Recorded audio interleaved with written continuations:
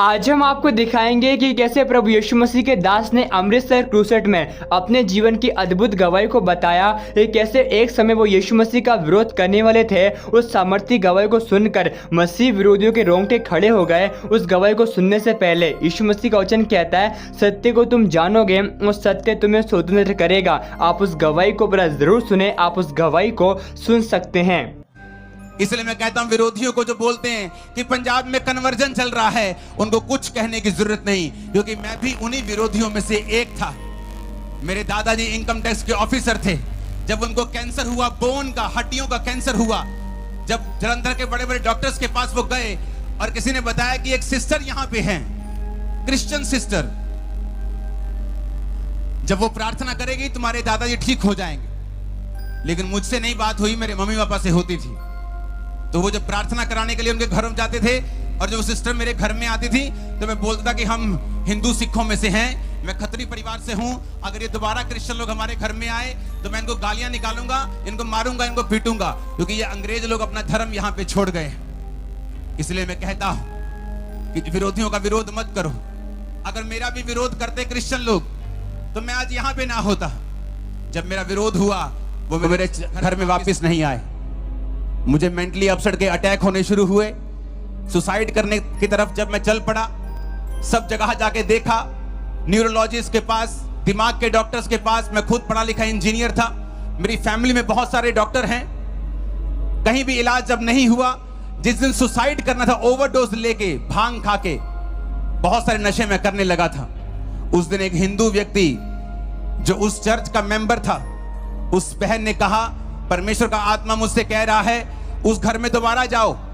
मेरे पापा का नाम जीवन है, तो कहते जीवन के घर में जाओ, और उस घर में प्रभु मुझे कह रहा है कि वहां कोई रूह है जो प्रभु से बचाना चाहता है। वो बोला, परिवार बोला, कहते नहीं जी उस घर में हम नहीं जाएंगे, वहां उनका लड़का है एक बड़ा कट्टर हिंदू टाइप का, वो नहीं मानता, वो कहता अगर आए तो हम गालियां निकालेंगे, हम नहीं जाना चाहते। वो सिस्टर बोली नहीं तुम मेरी बात मानो, जाओ उस घर में प्रभु का आत्मा कह रहा है। वो मेरे घर में आए, मैं घर में नहीं था। जब वो मेरे घर में मेरे बेडरूम में बैठे तो मैं नशा करके जब आ रहा था वापस अपने घर में, और मैंने अपना रूम जब खोला तो मेरे रूम के सामने वो बैठे थे। उसमें मेरा घमंड टूट चुका था, बीमारी के साथ मैं खत्म हो चुका था। अपने घर के अंदर गया, कुछ नहीं बोला। उन्होंने मुझे बाइबल दी और कहा कि प्रभु यीशु मसीह किसी धर्म या जात को बनाने के लिए नहीं आए। वो इतना छोटा परमेश्वर नहीं है कि सिर्फ पृथ्वी की बात करे, जो कि परमेश्वर के जो खुदा ने बनाया उसके सामने बिंदी भी अगर लगा दो तो वो बिंदी भी धरती से बड़ी लगेगी। आपको ये धरती इतनी छोटी है प्रभु के सामने। उसने कहा बाइबल पकड़, जिस दिन तेरे को ईसाई धर्म नाम का बाइबल में शब्द मिलेगा उस दिन तू बाइबल पढ़नी बंद कर देना। मैंने कहा मैंने तो मीडिया से यही सुना है कि ये लोग धर्म बदलते हैं, बड़ा नेक्सस चल रहा है जी, बड़ा धर्म परिवर्तन का धंधा चल रहा है जी, बड़ा कुछ हो रहा है जी। उन्होंने कहा अच्छा, हम भी हिंदू परिवार से हैं, परमेश्वर ने हमें चंगा किया है, जिसको प्रभु अपने पास बुलाता है ये उन्हीं को मालूम है। उस दिन बाइबल पकड़ ली, रात को 8 बजे 16 अगस्त 2004 नशा करके एक घर देखा जहां वो बंदगी करते थे। वापिस आया, मेरे पे ले हैंड प्रार्थना हुई।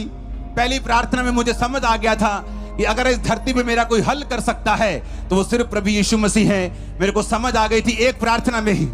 हल पूरा नहीं हुआ था लेकिन एक प्रार्थना में समझ आ गई थी, क्योंकि मैं दुनिया घूमा हुआ था, कंप्यूटर इंजीनियर था, मेरी फैमिली में बड़े बड़े अफसर थे, सब जगह पढ़े लिखे लोग थे। तो मैं जानता था कि जो मैं देख रहा हूं ये फेक नहीं है।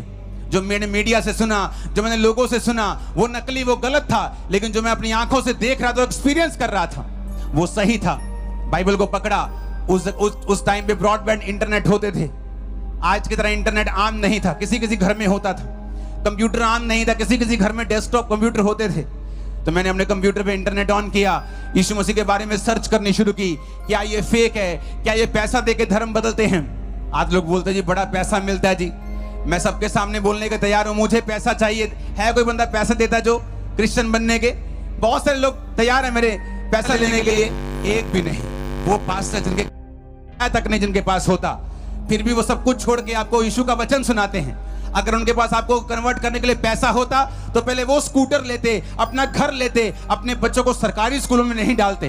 वो मरते हैं, खपते हैं जीसस क्राइस्ट का प्रचार करने के लिए, आपको उद्धार की कथा सुनाने के लिए, ये बताने के लिए कि प्रभु यीशु मसीह किसी धर्म या जात को बनाने के लिए नहीं आया, वो आपको बचाने के लिए आया। अगर आप जीसस के पास आएंगे, आप कोई भी धर्म के क्यों ना हो, कोई भी जाति के क्यों ना हो। मैं अन्य जातियों में से था, इसलिए मैं विरोध नहीं करता जो लोग विरोध करते हैं। मुझे मालूम है अगर आज मैं उनका विरोध करूंगा, बड़ी आसानी से इंडियन लॉ के मुताबिक उनको जेल हो सकती है क्रिश्चियनिटी का विरोध करने के कारण।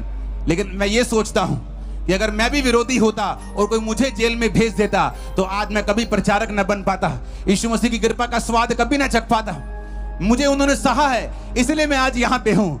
आप उन लोगों को सहेंगे, उनके लिए प्रार्थना करेंगे, तो वो लोग आज जहां मैं हूं, कल को वो वहां खड़े होंगे, जहां आप है कल को वो वहां बैठे होंगे।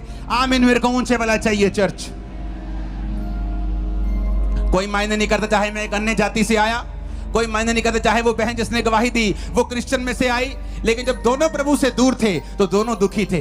दोनों प्रभु के नजदीक हुए तो दोनों की शर्मिंदगी को परमेश्वर ने खत्म कर दिया।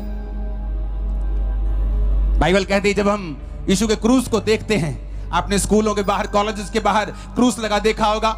लोग बोलते हैं क्रूस को उतार दो, क्रूस को उतार के पैरों में रख दो, क्रिश्चियन धर्म को नीचे कर दो। वो क्रिश्चियन धर्म की निशानी नहीं है।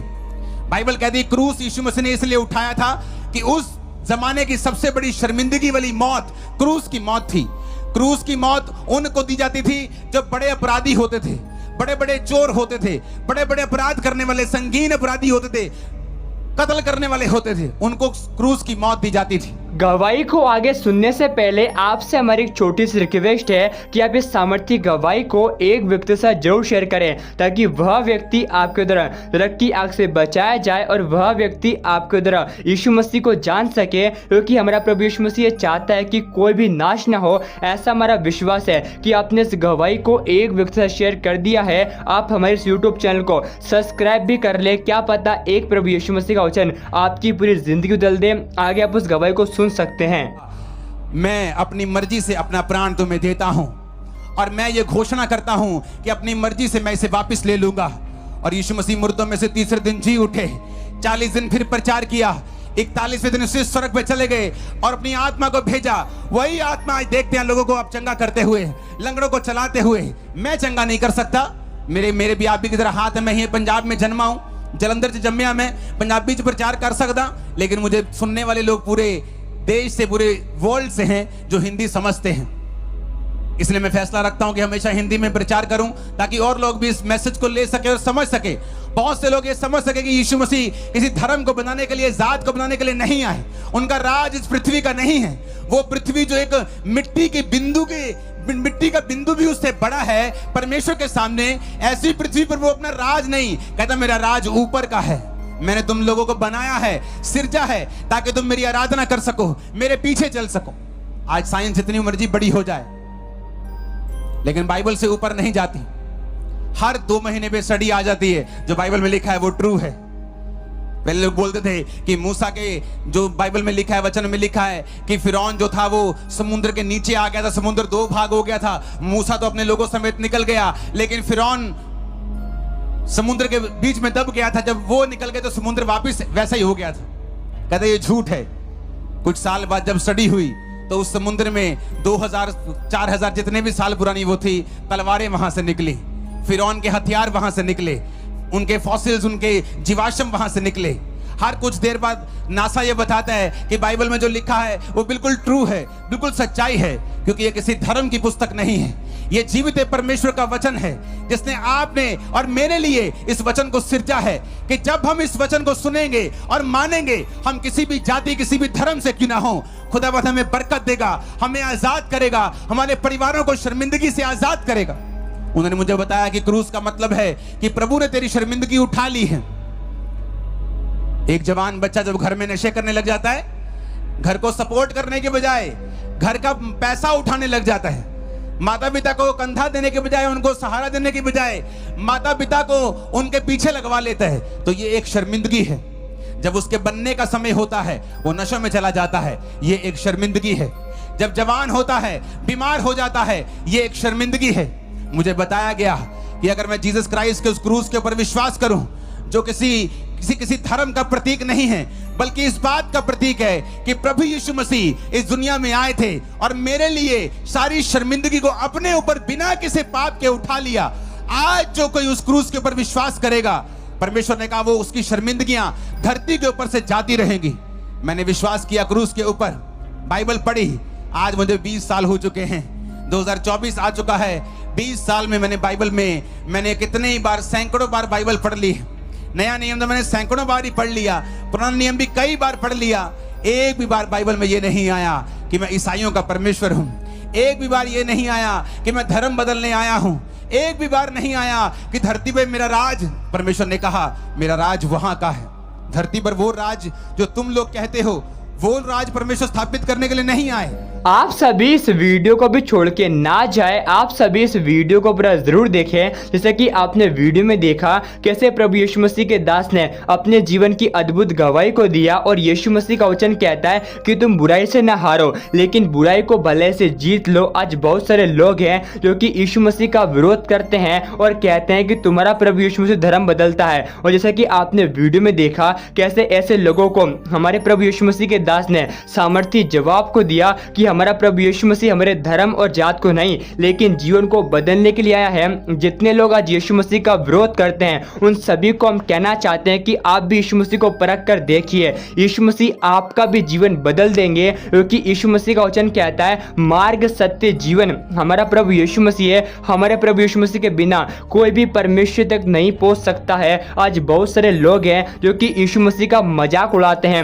हम आपको बताना चाहते हैं यीशु मसीह का वचन कहता है यूहन्ना 3:16 में कि परमेश्वर ने जगत से ऐसा प्रेम रखा कि अपना एकलौता पुत्र दे दिया ताकि जो कोई उस पर विश्वास करे वह नाश ना हो लेकिन अनंत जीवन को प्राप्त करे। जितने लोग आज यीशु मसीह का मजाक उड़ाते हैं उनको हम कहना चाहते हैं कि प्रभु यीशु मसीह आपसे भी बहुत प्यार करता है और हमारा प्रभु यीशु मसीह आपके भी जीवन को बदलना चाहता है। आप भी यीशु मसीह को स्वीकार करके देखें, यीशु मसीह आपके जीवन से हर एक समस्या को खत्म कर देंगे। क्योंकि यीशु मसीह का वचन कहता है हमारा प्रभु यीशु मसीह इस संसार में धर्मियों को बचाने के लिए नहीं लेकिन पापियों का उद्धार करने के लिए आया है। और यीशु मसीह का वचन कहता है ना बल से ना शक्ति से लेकिन परमेश्वर की आत्मा के द्वारा होगा। आप विश्वास कीजिए कि आपने जब इस गवाही को एक व्यक्ति से शेयर कर दिया है तो आने वाले दिनों में इस गवाही को सुनकर लाखों लोग मन को फिराएंगे। और जितने भी मसीह विरोधी हैं जो कि आज यीशु मसीह का विरोध करते हैं, आने वाले दिनों में इस गवाही को सुनकर वो यीशु मसीह को अपना उद्धार करता स्वीकार करेंगे। क्योंकि यीशु मसीह का वचन कहता है विश्वास करने वाले के लिए सब कुछ हो सकता है और हमारा परमेश्वर के लिए कोई काम कठिन नहीं है। हमारा विश्वास है कि परमेश्वर आपको बहुत आशीष देने जा रहा है। प्रभु यीशु मसीह आपकी परिस्थितियों को आज ही बदलने जा रहे हैं। आप इस वीडियो को एक लाइक करें। प्रभु यीशु मसीह आप सभी को बहुत आशीष दे।